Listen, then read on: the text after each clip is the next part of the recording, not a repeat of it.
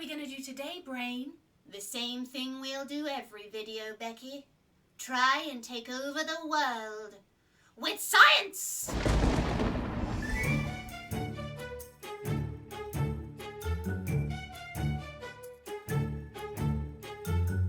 Hello everybody, my name's Rebecca and I'm a neuroscientist here to talk to you about all things neuro and science, and today I wanted to answer another one of the top questions that I get asked. So, can a computer make the brain? You see, when I say I'm a scientist, a lot of people imagine me like this or this, but the truth is that I've never actually worn a white coat in my everyday work, and my everyday sciencing is not done in a lab like this, which we refer to as wet labs, by the way, but instead an office that looks like this. I specifically identify as a computational neuroscientist, which means I spend my days coding on a command line trying to understand the brain using the power of computers. And this puts me in quite a unique position to answer this question, given that what I do pretty much all day, every day, when I'm not talking to you lovely peoples of course, is try to make sections of the brain using computers. So, short answer to the question, can we make a brain with a computer, is it kind of depends on what you mean by make a brain. And for the long answer, I think it's time we shifted gears slightly into a little bit of history. Computational neuroscience has been around pretty much as long as we've had computers.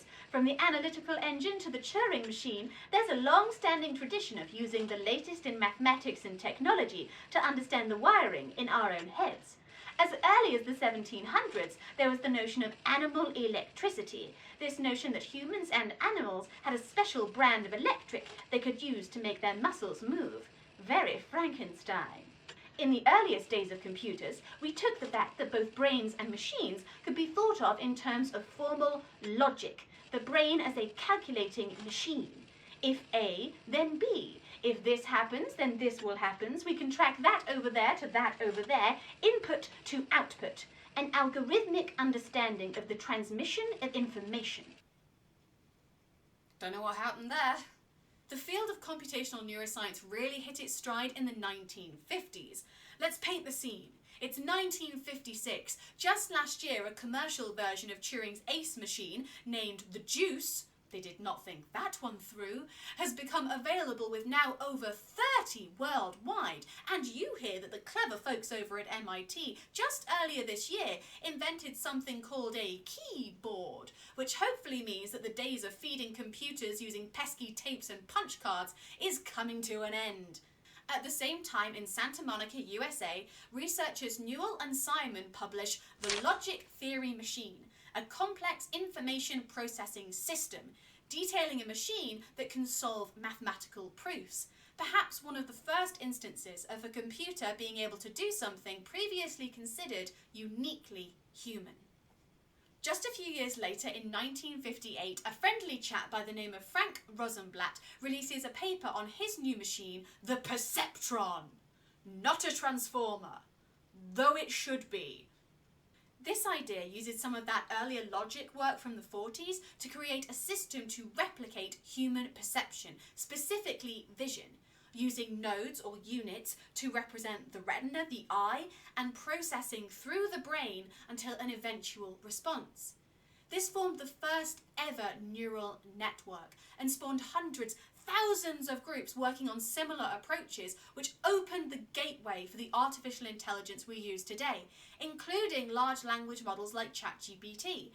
It's just that ChatGPT uses hundreds of billions of nodes, whereas, the perceptron uses 5-ish.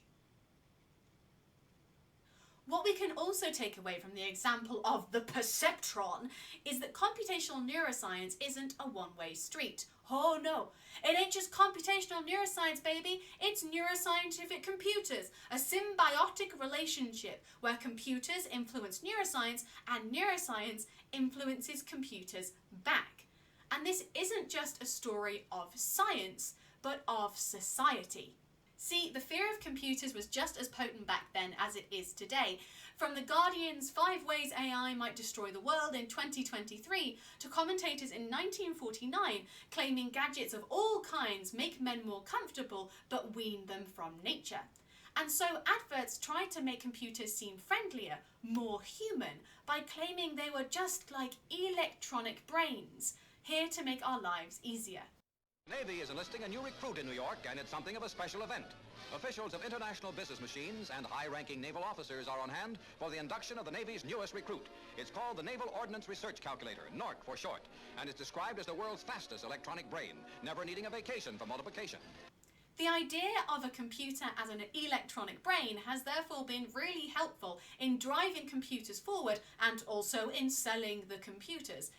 But the idea of a brain being a computer is still a really effective tool that I use, not only to understand the brain, but also to help other people understand it too.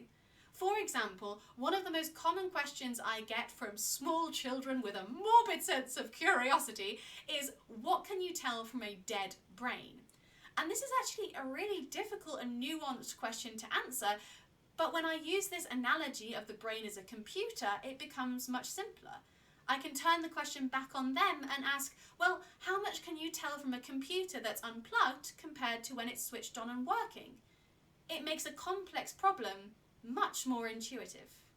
Another common thread from past to present: the electronic brain has never been without its controversies. Science fiction has certainly done its job in hyping up the utopian promises and dystopian fears of computers taking over the world. And even Rosenblatt faced his controversies around the perceptron, with some people saying that he overstated his claims and used the media to his advantage. Despite all this, perhaps what can't be disputed is Rosenblatt's perceptron and many machines since have successfully replicated processes that we see in the human brain, albeit to varying levels of success. The perceptron, for example, really struggled to tease apart different sections of images, and perception is actually still a really difficult problem for computers that we don't 100% have solved today. Just look at Mark Rober's recent video on Tesla's detecting dangers and you'll see what I mean. Even the classic "Are you a robot?" quizzes are based on perception, right? Identify all the cats in this image. Please identify all the lampposts in this one. We thought we started with a really easy problem in human vision, but we really didn't. So, from some of the earliest days of computers, we've been able to replicate some of the outputs of the human brain, while also using inspiration from the brain to drive forward the potential of computers in our everyday lives. Computer science and neuroscience really have been the bestest of scientific buddies. Now we have computers that have learned to play Pong and chess and more recently even Go really well. We even have computers that can be left to their own devices to learn, somewhat terrifyingly, but we don't have any computers that do all of this in one place. And perhaps more interestingly, we don't know if the computers are solving these problems in the same way that our own brains are. Now, if you're coming at this from a computational side, then who cares? Your job isn't to make a brain. Your job is to make a computer which gives you outputs in a cost and time effective manner. And if you can take inspiration from the brain to make that happen, then great, but that's not the end goal. But for me as a neuroscientist, if I have a computer model of the brain that uses resources that the brain just doesn't have access to, if it isn't plausible, like biologically, to exist like this, then what's the point? It doesn't help me understand anything about the brain, about how it works under the hood. So it's useless to me. We have a saying in computational neuroscience: all models are wrong, some models are useful. And this is how they're useful. You see, if you imagine a signal, a brain wave from a scanner, I can't open up the brain and see how it's making that wave, or at least I can't do that without breaching some serious ethics and performing some questionable, nay, illegal neurosurgery. But what I can do instead is make a computer model of my brain and then have it produce a wave that looks similar. Now, instead of looking into my brain, I can look into the nuts and bolts of my model to see how it's making the wave. Now, the model might not be perfect. It might make a slightly different wave, and it also might make the wave in a slightly different way to my brain, but by looking into my model, I can get a better idea of how the brain might be making this signal, without all the illegal neurosurgery bit.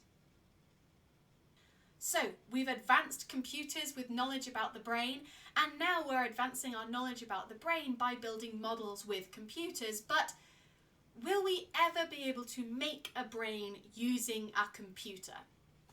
Well, in my opinion, it's not too far-fetched to imagine a computer bringing together all of these amazing processes that we have right now into one place to produce something that can, taking consciousness out of the equation, because what the hell is going on with that, we don't know, but that can walk and talk, read and write, learn, be curious, even reproduce itself. I think that's plausible, but I don't think we'll ever have a robot that will do all of those things using the same unique brand of human that our own brains use. I don't know if we'll ever have a robot that can rewire itself in the same way that our squishy little human brains can.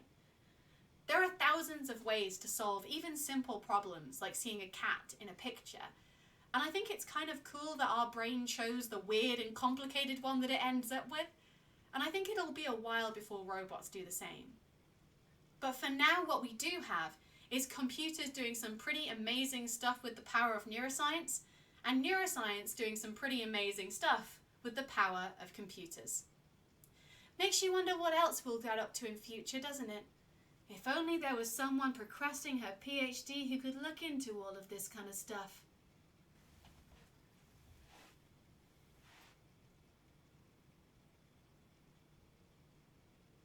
That's all the time I have today, but if you have any questions about the neuroscience we've discussed or suggestions for future videos, please do leave a comment down below.